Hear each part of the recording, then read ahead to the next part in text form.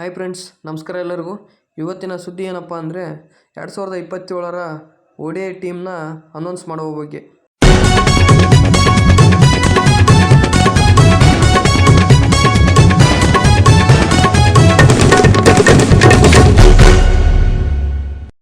ಮೊದಲನೇದಾಗಿ ಶುಭ್ಮನ್ ಗಿಲ್ ಒಬ್ಬ ಭಾರತದ ಪ್ರಮುಖ ಆರಂಭಿಕ ಬ್ಯಾಟ್ಸ್ಮನ್ ಆಗಿದ್ದಾರೆ. ಸ್ಥಿರ ಪ್ರದರ್ಶನದಿಂದ ತಂಡದ ಭರವಸೆಯ ಆಟಗಾರರಾಗಿದ್ದಾರೆ. ODI ಕ್ರಿಕೆಟ್ನಲ್ಲಿ ಹಲವು ಶತಕಗಳನ್ನು ಗಳಿಸಿದ್ದಾರೆ ಹಾಗೂ 2027ರ ವಿಶ್ವಕಪ್ ತಂಡದ ಪ್ರಮುಖ ಸದಸ್ಯರಾಗುವ ನಿರೀಕ್ಷೆ ಇದೆ. ಯಶಸ್ವಿ ಜೈಸ್ವಾಲ್ ಆಕ್ರಮಣಕಾರಿ ಎಡಗೈ ಆರಂಭಿಕ ಬ್ಯಾಟ್ಸ್ಮನ್ ಆಗಿದ್ದಾರೆ. ಯುವ ಪ್ರತಿಭೆಯಾಗಿ ವೇಗವಾಗಿ ಹೆಸರನ್ನು ಮಾಡಿದ್ದಾರೆ ಮತ್ತು ವೇಗ ಮತ್ತು ಸ್ಪಿನ್ ಎದುರಾಳಿಗಳನ್ನು ಚೆನ್ನಾಗಿ ಎದುರಿಸುತ್ತಾರೆ. ಭವಿಷ್ಯದ ಭಾರತದ ಸ್ಟಾರ್ ಆಟಗಾರರಲ್ಲಿ ಇವರು ಕೂಡ ಒಬ್ಬರು. ನಂತರದಲ್ಲಿ ಬರುವವರು ವಿರಾಟ್ ಕೊಹ್ಲಿ. ಭಾರತದ ಶ್ರೇಷ್ಠ ಬ್ಯಾಟ್ಸ್ಮನ್ಗಳಲ್ಲಿ ಒಬ್ಬರಾಗಿದ್ದಾರೆ. ODI ಕ್ರಿಕೆಟ್ನಲ್ಲಿ ಅನೇಕ ದಾಖಲೆಗಳನ್ನು ನಿರ್ಮಿಸಿದ್ದಾರೆ. ಒತ್ತಡದ ಸಂದರ್ಭಗಳಲ್ಲಿ ಉತ್ತಮ ಪ್ರದರ್ಶನವನ್ನು ನೀಡುವಂತಹ ಆಟಗಾರರಾಗಿದ್ದಾರೆ. ಅನುಭವದಿಂದ ತಂಡಕ್ಕೆ ದೊಡ್ಡ ಬಲವಾಗಿದ್ದಾರೆ. ರೋಹಿತ್ ಶರ್ಮಾ ಒಬ್ಬರು ಭಾರತದ ಸ್ಫೋಟಕ ಬ್ಯಾಟ್ಸ್ಮನ್ ಹಾಗೂ ಅತ್ಯಂತ ಆಕ್ರಮಣಕಾರಿ ಬ್ಯಾಟ್ಸ್ಮನ್ ಆಗಿದ್ದಾರೆ. ODIನಲ್ಲಿ 3 ದಶಕಗಳ ಹೆಚ್ಚು ಬಾರಿಸಿದ ದಾಖಲೆಗಾರ. ದೊಡ್ಡ ಇನ್ನಿಂಗ್ಸ್ ಕಟ್ಟುವ ಸಾಮರ್ಥ್ಯ ಹೊಂದಿದ್ದಾರೆ. ವಿಶ್ವಕಪ್ ಅನುಭವ ಹೊಂದಿರುವ ಹಿರಿಯ ಆಟಗಾರ. ನಂತರದಲ್ಲಿ ಶ್ರೇಯಸ್ ಅಯ್ಯರ್ ಬರುತ್ತಾರೆ.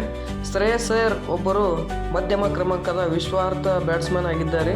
ಸ್ಪಿನ್ ಬೌಲಿಂಗ್ ವಿರುದ್ಧ ಉತ್ತಮವಾಗಿ ಆಡುತ್ತಾರೆ. ತಂಡದ ಇನ್ನಿಂಗ್ಸ್ ಅನ್ನು ಸ್ಥಿರಗೊಳಿಸುವ ಸಾಮರ್ಥ್ಯವನ್ನು ಹೊಂದಿದ್ದಾರೆ. ODI ತಂಡದ ಪ್ರಮುಖ ಸದಸ್ಯರಾಗಿದ್ದಾರೆ ನಮ್ಮ ಶ್ರೇಯಸ್ ಅಯ್ಯರ್. ಇನ್ನು ನಮ್ಮ ಕನ್ನಡದ KL ರಾಹುಲ್ ಅವರು ವಿಕೆಟ್ ಕೀಪರ್ ಹಾಗೂ ಬ್ಯಾಟ್ಸ್ಮನ್ ಆಗಿದ್ದಾರೆ.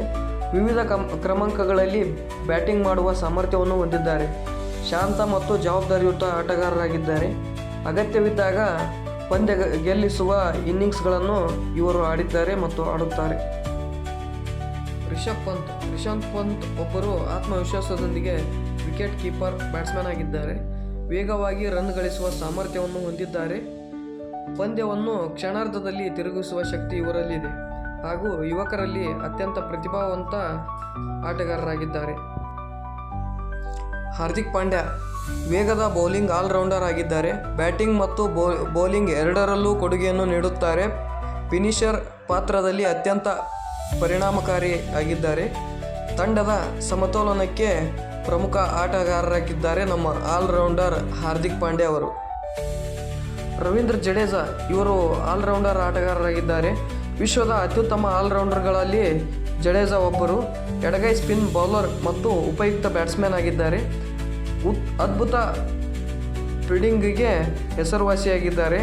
ಅನುಭವದಿಂದ ತಂಡಕ್ಕೆ ದೊಡ್ಡ ಬಲವಾಗಿದ್ದಾರೆ. ಅಕ್ಷರ್ ಪಟೇಲ್ ಎಡಗೈ ಸ್ಪಿನ್ ಆಲ್ರೌಂಡರ್ ಆಗಿದ್ದಾರೆ.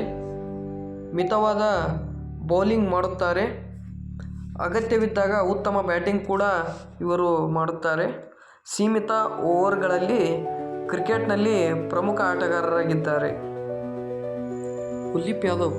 ಕುಲ್ದೀಪ್ ಯಾದವ್ ಒಬ್ಬರು ಪ್ರಸಿದ್ಧ ಸ್ಪಿನ್ನರ್ ಆಗಿದ್ದಾರೆ ಹಾಗೂ ವಿಕೆಟ್ ಪಡೆಯುವ ಸಾಮರ್ಥ್ಯಕ್ಕೆ ಇವರು ಪ್ರಸಿದ್ಧರಾಗಿದ್ದಾರೆ. ಮಧ್ಯ ಓವರ್ಗಳಲ್ಲಿ ಪಂದ್ಯ ತಿರುವು ನೀಡುತ್ತಾರೆ. ಭಾರತದ ಪ್ರಮುಖ ಸ್ಪಿನ್ ಬೌಲರ್ಗಳಲ್ಲಿ ಇವರು ಒಬ್ಬರಾಗಿದ್ದಾರೆ.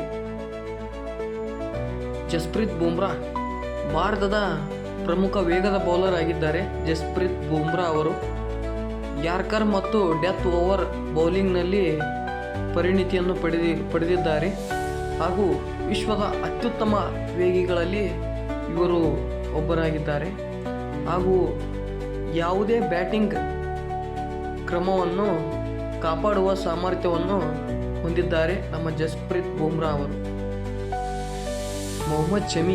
ಮೊಹಮ್ಮದ್ ಶಮಿ ಅವರು ಅನುಭವಿ ವೇಗದ ಬೌಲರ್ ಆಗಿದ್ದಾರೆ ಹಾಗೂ ಹೊಸ ಚೆಂಡಿನಿಂದ ವಿಕೆಟ್ ಪಡೆಯುವುದರಲ್ಲಿ ಪರಿಣಿತಿಯನ್ನು ಹೊಂದಿದ್ದಾರೆ.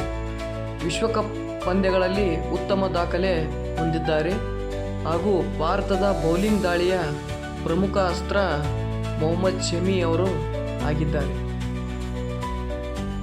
ಮೊಹಮ್ಮದ್ ಸಿರಾಜ್ ಮೊಹಮ್ಮದ್ ಸಿರಾಜ್ ಅವರು ವೇಗ ಮತ್ತು ಸ್ವಿಂಗಿಗೆ ಹೆಸರುವಾಸಿಯಾಗಿದ್ದಾರೆ.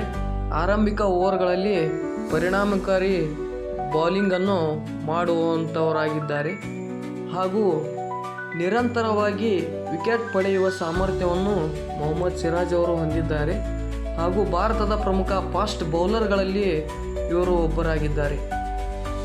ಕೊನೆಯದಾಗಿ ಭುವನೇಶ್ವರ್ ಕುಮಾರ್ ಅವರು ಸ್ವಿಂಗ್ ಬೌಲಿಂಗ್ನ ಪರಿಣಿತಿಯನ್ನು ಹೊಂದಿರುವ ವೇಗಿಯಾಗಿರುತ್ತಾರೆ ಹಾಗೂ ಹೊಸ ಚೆಂಡಿನಿಂದ ಬ್ಯಾಟ್ಸ್ಮನ್ಗಳಿಗೆ ಸವಾಲನ್ನು ಒಡ್ಡುತ್ತಾರೆ.